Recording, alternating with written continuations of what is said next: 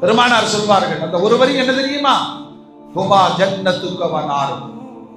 தாய் தகப்ப யாருன்னு கேட்கிறியா?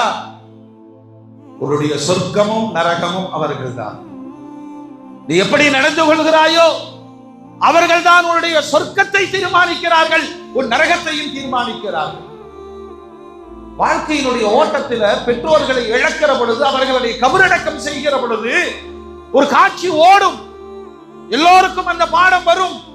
நம்ம சரியா கவனிக்கலையோ, அத்தாவை சரியா பார்த்துக்கலையோ, அம்மாவுக்கு உபகாரம் செய்யலையோ, அந்த கள்ளங்கபடம் இல்லாத இதயம் எவ்வளவு வருத்தப்பட்டு இருக்கும். என் வாழ்க்கையில் சோதனையாக வந்தது மனைவியா தாயா, என் மனைவியா என் தந்தையா?